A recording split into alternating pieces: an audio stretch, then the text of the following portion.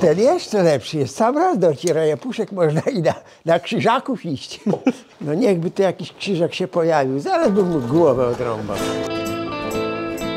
Idziemy. Ja. Hala. Romuald Rubinowicz. Drodzy internauci, zapraszam was do wspierania kanału przez Patronite'a. Romek Zaklinacz Byków. Dzień dobry. Przyjechał do mnie gość. No witam pana Piotra. Przyjechał do pan, który potrafi, no słucham, wyrabia. Tak, ja jestem Piotr Kasprzyk z takiego projektu Archo Woodcraft, również kiedyś miałem trochę na YouTubie publikowałem. Oprócz tego zajmuję się przede wszystkim rekonstrukcją historyczną bardzo różnych epok i będziemy pokazywać wyrób smoły drzewnej i dziegciu. Smoła drzewna, tak jak inne smoły, była tak naprawdę używana do tego, co później na przykład smoły węglowe, czyli do konserwacji drewna, konserwacji też lin okrętowych, wiadomo, w czasach, gdy te elementy, na przykład właśnie okrętów, były wykonywane z włókien naturalnych czy z naturalnego drewna, no to wymagały skutecznej impregnacji. Ani współczesnych impregnatów na bazie soli mineralnych wtedy nie było. Tych impregnatów na bazie smół węglowych, te, które znamy na przykład z impregnacji podkładów kolejowych, też jeszcze nie były stosowane, więc stosowano impregnaty na bazie smoły drzewnej, najczęściej produkowanej z żwicznego drewna iglastych drzew. Takim specjalnym rodzajem smoły, który był u nas stosowany szczególnie w środkowej i wschodniej Europie, no to był dziegieć, który był produkowany z kory brzozy. Wiadomo, pozyskać taką samą ilość kory brzozy jest trudniej niż tego żywicznego, smolnego drewna, więc był to też produkt droższy, co za tym idzie. A był używany do zastosowań nieco innych, mianowicie był używany w medycynie, do leczenia zarówno w ludzkiej, do leczenia chorób skóry, ale też w weterynarii przy leczeniu chorób racit czy kopyt, bo ma silne działanie bakterio- i grzybobójcze. No i również był używany do wyprawiania skór na obuwie czy uprzęże dla koni. No my będziemy to robić w takim, że tak powiem, wariancie uproszczonym. Oczywiście historycznie jak to robiono, to wytwarzano to w naczyniach glinianych. Cały proces polega na ogrzaniu tego surowca bez dostępu tlenu. Metoda taka, którą łatwiej, szybciej można przeprowadzić współcześnie, jako pojemnik wykorzystuje pojemnik metalowy, na przykład puszkę po farbie. I pytanie, kora brzozowa musi być sucha, mokra? Jakakolwiek. Woda, jeżeli to wyjdzie, ona się z dziegciem nie wymiesza. Aha. No także może być... Można uciąć, można łupać. Można drzeć ze świeżego, to nie jest problem. Kiedyś robiliśmy tak, że na wyjeździe w lesie był taki wywrot niedaleko, to od razu przy tym wywrocie wypalaliśmy.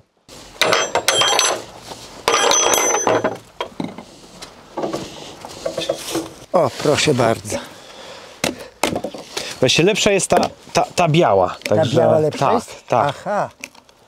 Aha. To powiem, że z tej świeżej podejrzewam będzie łatwiej jej nadrzeć po prostu też. To ja zrobię tak, wie pan, upiłuję parę wałków na pile, to będzie łatwiej łupać niż z takiego długiego, tak, co? to można rozłupać i dopiero po rozłupaniu... Tak, wtedy łatwiej się łupa. Tak. Dobra. Pomóc z tym wałkiem? Nie no, wie pan. Ja sobie z wałkiem radzę. Weźmie pan tam jeszcze coś cieńszego. Rzuci pan tam za piłę. Ja wezmę tutaj takie coś zrobię. Muszę włączyć piłę i przetnę parę wałków. Rozumiem, że praca w drzewie nie jest ci obca. Nie, ja nawet przez kilka miesięcy pracowałem swego czasu w tartaku, także nie ten. Oprócz tego, no ja teraz aktualnie pracuję w Muzeum Archeologicznym w Biskupinie, także też przy, że tak powiem, różnych rzeczach się tam pracuje. Przy wykonywaniu rekonstrukcji, przy wymianie różnych rzeczy, no to też wiadomo się przy różnych rzeczach pracuję. No wiadomo, w zakładzie pracy na nowocześniejszym sprzęcie pod względem elektronarzędzi, ale jak najbardziej.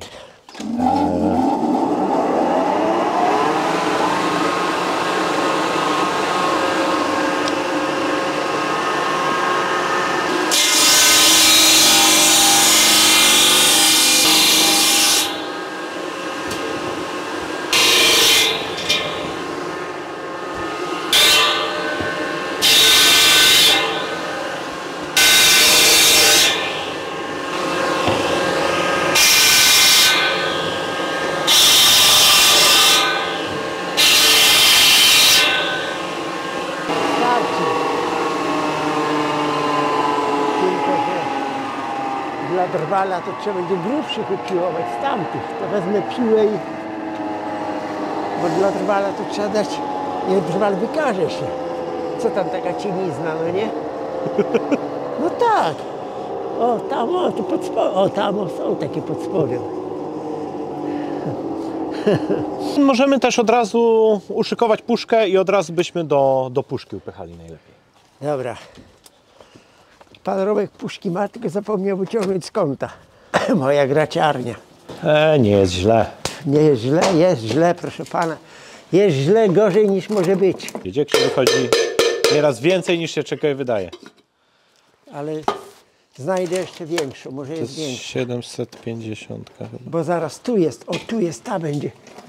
Ta jest większa. Też mogę przysypać nawet na słoik. Specjalnie zabrałem słoik, żeby tu wysypać, bo ja pamiętałem o tym, ale ja takim scyzorykiem otwieram puszki. A ja wiem, co tu jest, cholera. Dobra, to jest ciężka rzecz. Resztki smaru są, to niewskazane. No niezbyt. Co? Nie. Niezbyt. To możemy zrobić w tej mniejszej. Nie, no trzeba dwie, zaraz znajdziemy czyszczą. Zaraz znajdziemy, bo jeszcze tu jedna jest, widzę. To musi się zamykać, no nie? No, tak. O, ta będzie lepsza. A tu są nity. Dobrze jest. W porządku. To nity mogą być na smar.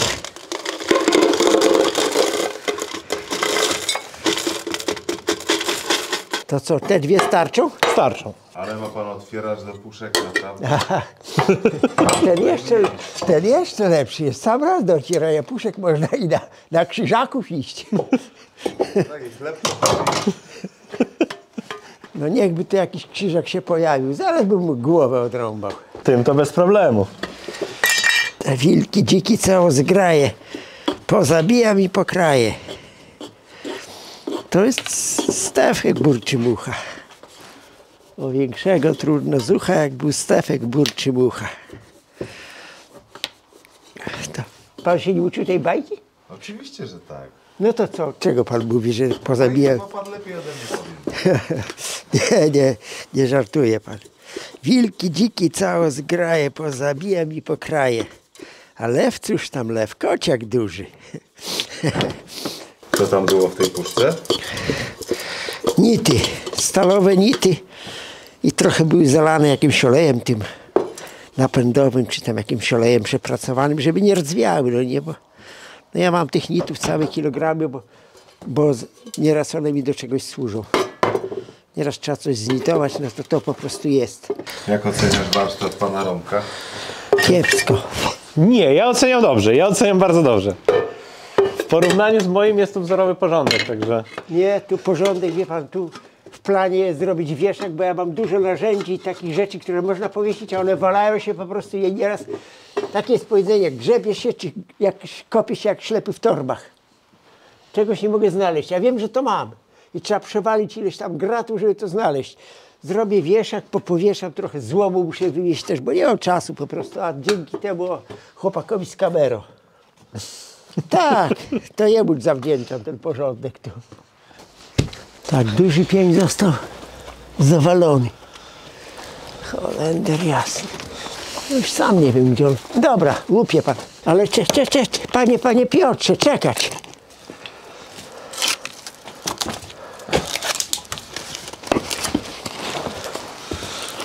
A czy nie lepiej będzie, jak ja rozwalę to na pół? No można na pół. Chociaż nie mam tu tego dużego pnia. Uwaga. Będzie lepiej. Ja w środku będę rozłupywał, a pan niech obiera. Dobra. Tak, korę ściągam. Najlepiej jest ją podrzeć w miarę możliwości. I będziemy ją upychać wewnątrz tej puszki. Tak naprawdę ta puszka, tak jak mówię, historycznie robiono to w naczyniach oczywiście glinianych lub też wypalano po prostu w dołach, w mielerzach, tak jak węgiel drzewny się wypala, gdzie nie było osobno surowca, osobno paliwa, tak jak tutaj będzie. O co nam chodzi? Chodzi o to, żeby tak jak ograniczyć nam maksymalnie dostęp powietrza do środka. Jeżeli w tej temperaturze, w jakiej my będziemy tutaj działać, będzie dostęp powietrza do środka, no to zwyczajnie nam się ta kora by spaliła. Tutaj W zasadzie temperatura jest prawie praktycznie taka sama, jak już dla niej temperatura zapłonu, temperatura spalania. Ale dzięki temu, że dostępu tlenu nie ma, no to ona nam się nie spali, rozłoży nam się na różne związki chemiczne. To jest bardzo cały skład tego jest bardzo, bardzo złożony, to już nie będziemy w to wchodzić od tej chemicznej strony. Ja też jestem po studiach archeologicznych, nie po chemii, więc to też, że tak powiem, wykracza poza moją specjalność. Ale właśnie celem głównym jest ogrzanie tego bez dostępu powietrza. Puszka jest o tyle łatwiejsza od naczynia glinianego, że no puszkę my możemy gwałtownie ogrzewać, możemy ją gwałtownie studzić. Tak? Możemy po zakończonym wypale nawet, jeżeli nam się spieszy z ostudzeniem, zalać to wodą i nic się nie stanie. Gdybyśmy zrobili to samo w przypadku naczynia glinianego, no to ono nam pęknie. Oprócz tego tutaj no, puszka tego typu ona jest względnie szczelna, a jeżeli pracujemy przy naczyniu glinianym, to wszystkie łączenia my uszczelniamy poprzez obklejenie po prostu świeżą gliną. Żeby tą szczelność uzyskać no, na tyle dużą, na ile jest to możliwe. Czyli nie może być to zestaw idealnie szczelny, idealnie hermetyczny, bo nam po prostu wybuchnie. Objętość tych rzeczy, które uzyskujemy, jest dużo większa niż pierwotna objętość tej kory, którą wkładamy. W efekcie tego, gdybyśmy zrobili to idealnie szczelne, idealnie hermetyczne, no to wtedy nam ten zestaw w którymś miejscu po prostu rozerwie. Więc to też mówię, nie jest nigdy zestaw jakoś tam idealnie super hermetyczny, jednak powstają też te gazy, które po prostu uciekają. Nie jesteśmy w stanie ich przy takiej technologii w żaden sposób wykorzystać. Ogólnie dziegieć uzyskiwany z kory brzozowej możemy powiedzieć, że jest najstarszym produktem, no, mówiąc językiem dzisiejszym, przemysłu chemicznego. Ponieważ najstarsze znaleziska dziegciu w południowej Europie, we Włoszech, jakie znamy w tym momencie, mają przeszło 200 000 lat. Dziegieć był wytwarzany jeszcze przez Neandertalczyków. Oczywiście nawet bez naczyń glinianych. Poprzez po prostu zagrzebywanie odpowiednio zwiniętych kawałków kory w piasku pod ogniskiem. Metoda wytwarzania w naczyniach glinianych prawdopodobnie pojawiła się, jak tylko pojawiły się gliniane naczynia. Gdzieś już w tej tak zwanej młodszej epoce kamienia, gdzieś w granicach 5, może 5,5 tysiąca lat przed Chrystusem. Najwięcej znalezisk śladów dziegciu, no to są przykłady, gdzie był on używany jako klej. Bo również w formie odgotowanej, w formie takiej, no powiedzmy stałej, był on używany po prostu jako klej do na przykład oprawiania różnego rodzaju w epoce kamienia narzędzi krzemiennych i tak dalej. Wiadomo, to nie jest kwestia tego, że było to jedyne zastosowanie, ale jeżeli jest to ciało stałe, no to ma największą szansę nam się zachować. Tak? Dziegieć w formie płynnej, on nam wsiąknie w ziemię i go nie znajdziemy. Już od średniowiecza pojawiają nam się pierwsze źródła na temat tego, że był on również przedmiotem handlu, był z Polski wraz z innymi produktami pozyskiwanymi w lasach, również eksportowany. Wszyscy mówią o tym, że Polska na dużą skalę eksportowała zboże. Jest to fakt. Jest to fakt niepodważalny. Faktem jest również to, że w wielu okresach nad zbożem dominowały, w czasach I Rzeczypospolitej, w wielu okresach nad zbożem dominowały produkty pozyskiwane z lasu. Czyli drewno w różnej formie, oczywiście raczej wstępnie przynajmniej obrobionej, właśnie smoła drzewna, i tak dalej. Musimy pamiętać, że kraje zachodnie, na przykład taka Wielka Brytania, oni bardzo mocno wyniszczyli swoje lasy już w średniowieczu.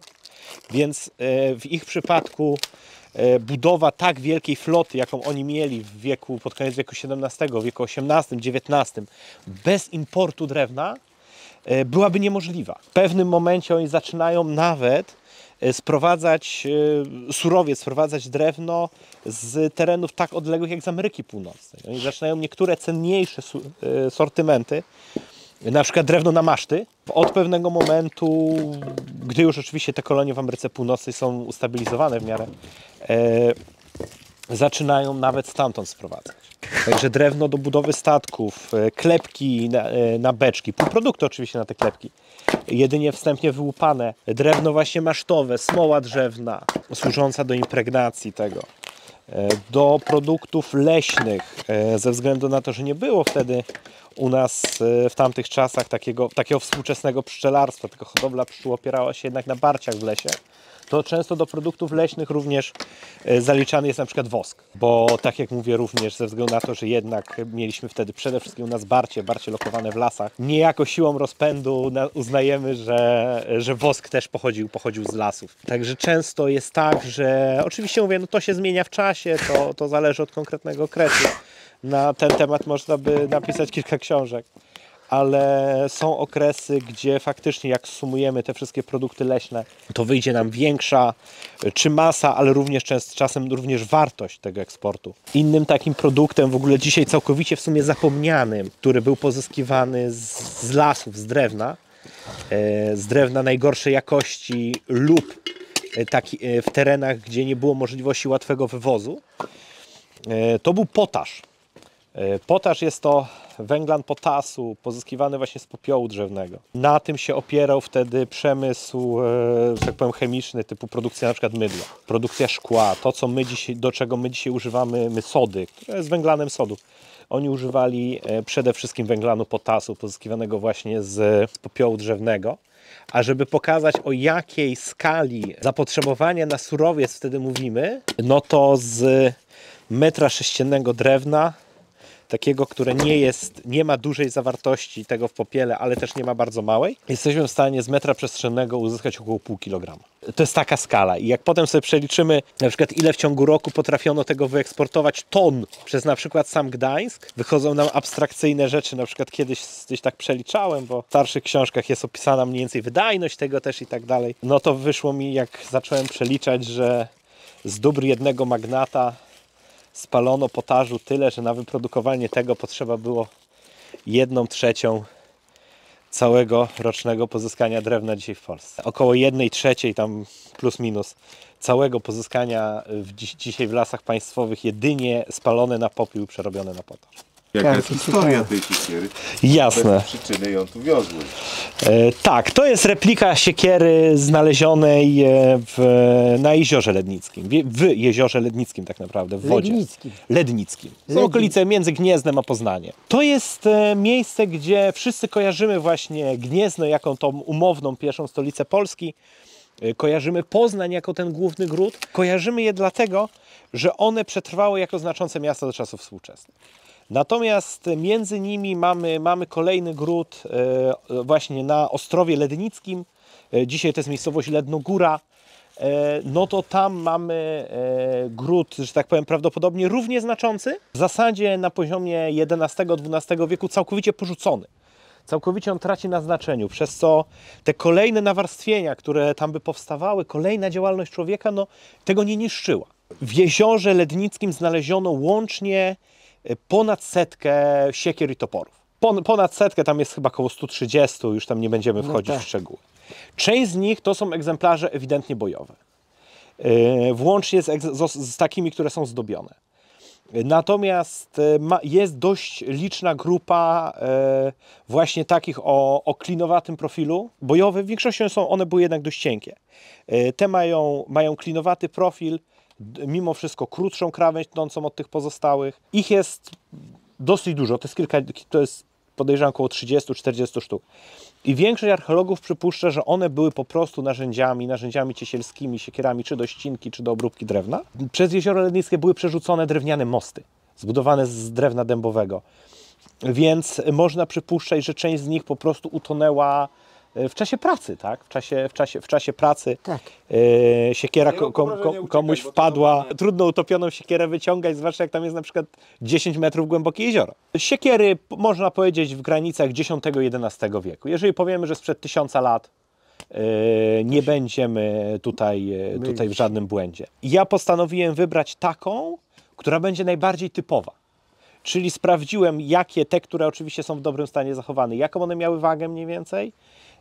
Wybrałem taką, która no raz, że wydawało mi się, że będzie w miarę dobrze pracować, a dwa pod kątem właśnie takim, żeby wybrać taką, która będzie w miarę przeciętna, żeby pokazać tą najbardziej zwykłą. Problem z nią jest taki, że w procesie wyrobu, hartowania mi ją trochę skrzywiło, to robił znajomy kowal. Trochę mi ją skrzywiło, także ostrze nie idzie całkowicie po prostym. Ucieka to. Tak, ucieka. Ona jest osadzana tak jak kilof, czyli trzonek wbijamy od góry ucha. Jeszcze jest skórzana podkładka.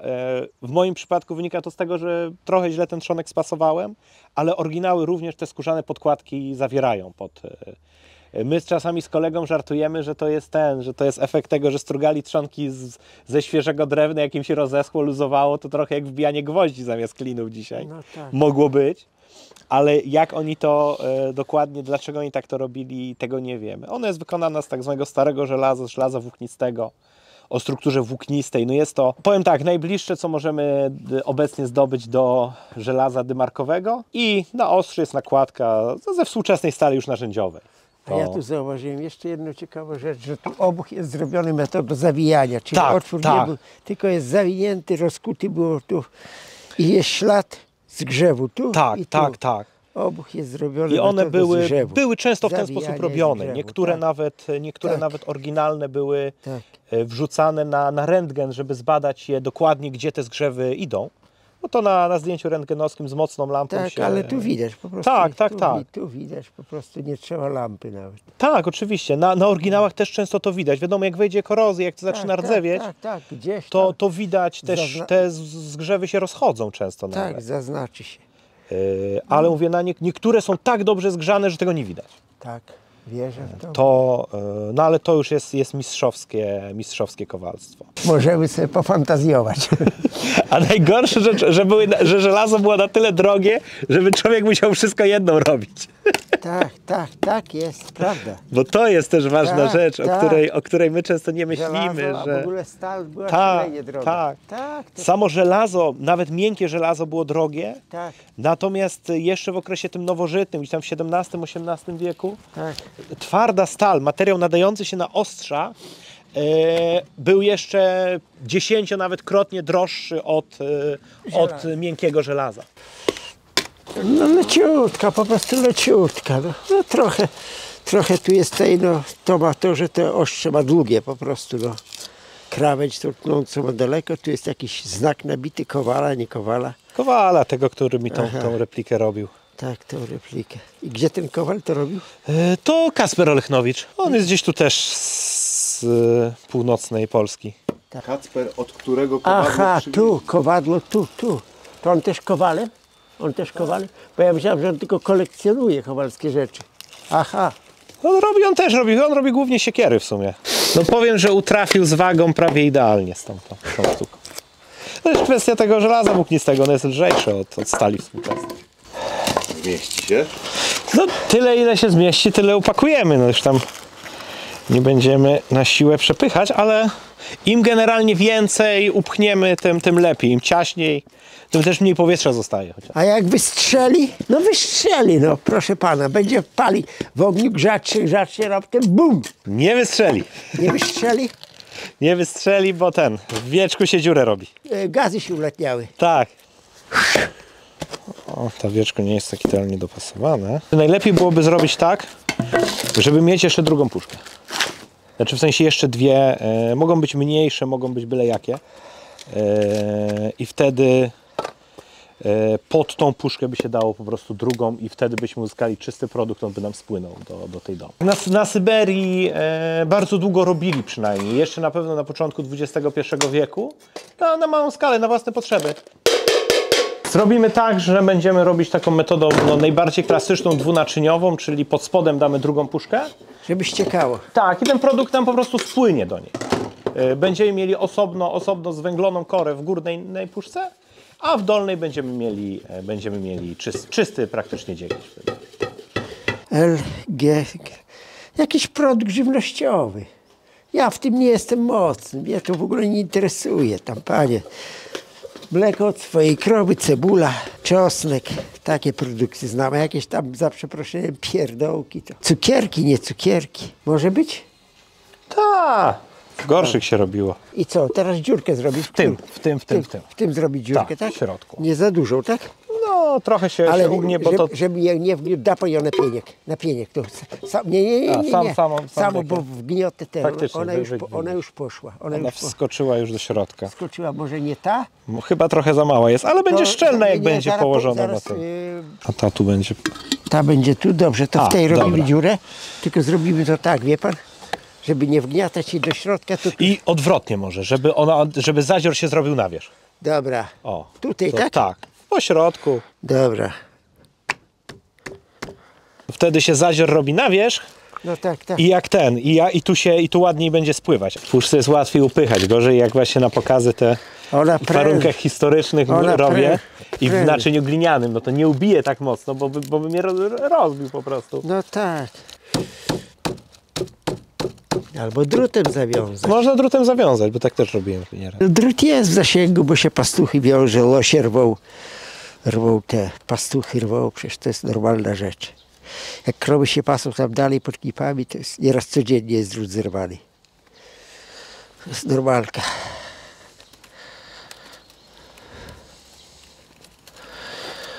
Tam przygotowany, tylko kombinerki muszę mieć. Skoczę po kombinerki, się utnie i zwiążemy na krzyż, no nie? Mhm. Dobra. Momencik.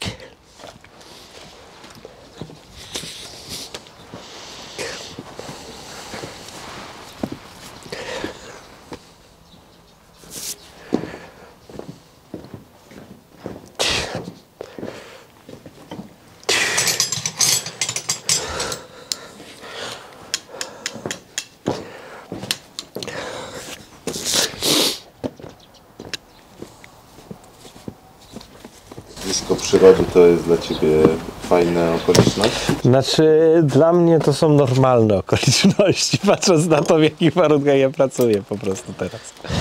I gdzie większość roku spędzam, bo wcześniej tam pracowałem sezonowo w muzeum. No ale to jest, mówię, muzeum archeologiczne, ale to jest 20 ponad hektarów rezerwatu archeologicznego. W terenie, włącznie z tym, że mamy zwierzęta, tam owce, parę koni i tak dalej, także to... Porządnie przycisnąć, bo musimy go trochę wyprostować. Ja, żebym wiedział, że to będzie taka operacja, że będzie tego, to ja bym coś tam skombinował. Kawał jakiejś rury i pokrywkę. Trzyma pan puszkę?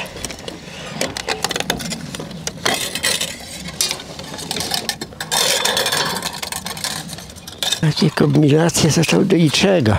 Uciec nie ucieknie. Bardziej jak nam ona tu... No jeszcze zobaczę.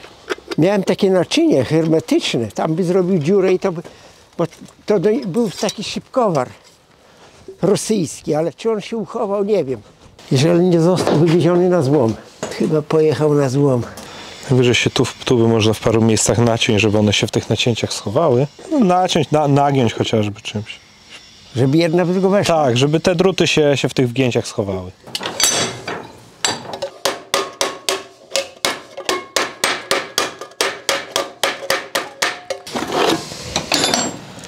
Co jeszcze nie idzie, to jeszcze trzeba inaczej. Jeszcze pan ją pozwoli, jeszcze może je trzeba rozklepać. Jest idealnie okrągła, bym rozklepał ją.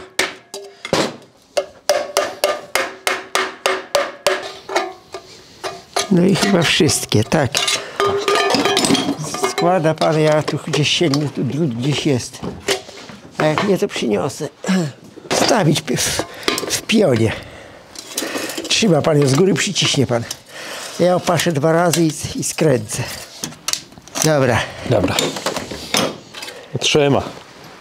Jak diabeł sołtysa, jak to u nas mówią. To wszędzie tak mówię, nie tylko u was. A teraz pytanie, czy robimy drugą puchę i to wszystko na... Powiem tak, sam proces jest identyczny. Niezależnie od tego, czy to jest smoła właśnie, czy dziegieś, proces w zasadzie jest taki sam. Czyli tylko, że różnica, że tam tak. musimy żywić na korach, sosnowe. No, sosnowe drzewo To najczęściej idziemy żywić. teraz tam zapalimy to ognisko przy tej kupie gdzieś blisko. Dobra. Ja pokażę, ja jeszcze siekierę muszę wziąć i tu jakiegoś urąbać po prostu drewna na to ognisko, no czy przynieść, nawet przyniosę. Skupimy się na wykonaniu jednej rzeczy, dziegciu. Smołę robi się w ten sam sposób. Jedyna różnica to inny surowiec, po prostu inny wsad do tej górnej puszki. Natomiast sam proces jest identyczny pod względem zarówno praktyki, jak i tego, jak to, że tak powiem, chemicznie zachodzi. Jak szeroki sztych na sztych, czy szerszy? Szerszy. To Szerszy. tak, nawet 2 sztychy na 2 sztychy można zrobić. Dobrze, na 2 sztyki szerokości, dobrze. Ja już miałem okazję kopać na terenie, który był wyrównywany gruzem, także Aha. bez kilofa nie było w ogóle co robić. O cholera, kamień dla kamieniu. Można głębiej zrobić węziej, bo tylko żeby ta puszka dolna weszła. Ja mam doświadczenie na łopacie, bo No, dawaj, teraz Piotr, proszę bardzo. na archeologii się Przekazanie na tym, się tym sprzętem napracowało. Dobra, No proszę oddać. No. proszę. O, Nie roz... Na wykopkach kiedyś no to wiadomo, no przecież nie będziemy się... Ładny taki. Na drenaż akurat.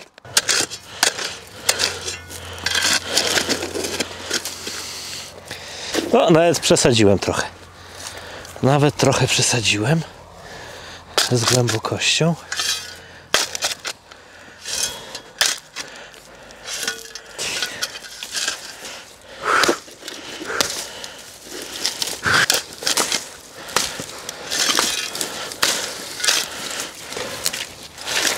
To całe to połączenie tych dwóch puszek, ono lepiej, żeby było przykryte, bo to zawsze dodatkowo ta ziemia nam to uszczelni. Dolna puszka nie powinna być grzana, plus dodatkowo uszczelniamy to łączenie samo. Kto ma zapałki? No ja też nie Ja palę. nie mam. Nie ma pan? Mam krzesiwo najwyżej. Krzesiwo, ale krzesiwem pan... Nie, krzesiwem pan zapali, tu na wietrze i zapali pan. Zapalę na wietrze. Tylko garść słomy albo siana bym potrzebował. Jeszcze parę kawałków kory na rozpałkę. To jest akurat sama ta chłupka, która nam złapie iskrę. I to w tym wypadku... Mogę na chwilę? O.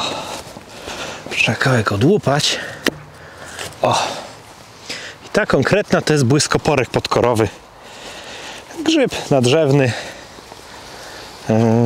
Krzesiwo w tym wariancie, nie tym survivalowym, tylko kawałek twardej stali.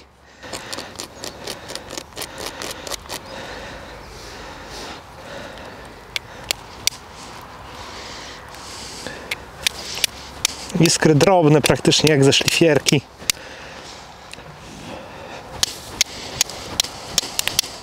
Metoda znana człowiekowi od... Od początku epoki żelaza, od zresztą około 1000 lat.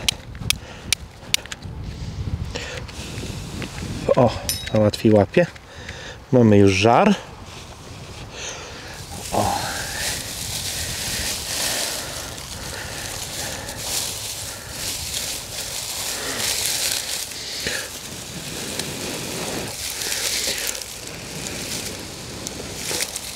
Trzeba filmowcom od czasu do czasu, powiem tak, drodzy internauci, trzeba im filmowcom od czasu do czasu barany okurzyć. Tak to się nazywa, barany okurzyć. Wie pan, co to znaczy? My wiemy. Smutno to wygląda, bardzo smutno. Kładziemy na krzyż, tak i tak, tak i tak, tak i tak, jak to jeden stary mówił, tak i tak. Barany okurzyć i wtedy wszystko wraca do normy.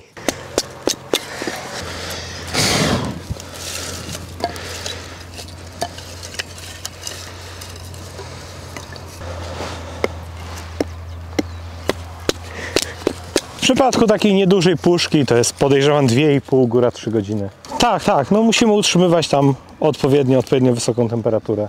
No to teraz idziemy, ten zestaw nam się wypalał około 3-4 godzin, tak uczciwie licząc. Spodziewamy się, że w górnej puszce będziemy mieli tą korę w postaci takiej zwęglonej, spieczonej masy, a w dolnej powinien spłynąć nam ten dziegieć, ta właśnie smoła z kory brzozy. O, to już żar tylko został, także nawet nie będzie trzeba dużo. O, puszka.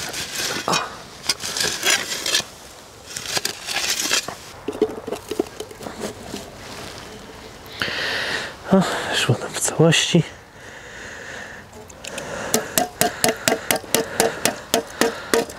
On się zrobił bardzo miękkim, on się przepalił. Tak, by się przegrzał, to zmiękł na pewno. Tak jak widać, ta kora w tej górnej części jest zwęglona całkowicie. Tu mamy właśnie ten dziegieć. Proces w przypadku smoły wyglądałby właściwie identycznie.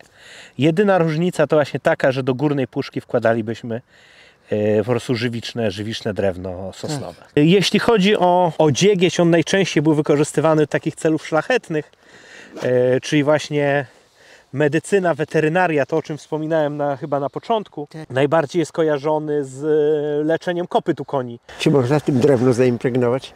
Można, jak najbardziej. Drewno impregnuje się smołami bardzo dobrze, nawet powiem tak, dziegieć ma silniejsze działanie grzybobójcze niż ta smoła sosnowa. W zasadzie nawet powinien być od smoły sosnowej skuteczniejszy. Oczywiście problemem jest uzyskanie go w dużych ilościach, bo pozyskać metr sześcienny smolnej karpiny, a pozyskać metr sześcienny kory do produkcji, no to... Była jakaś duża kać, no nie?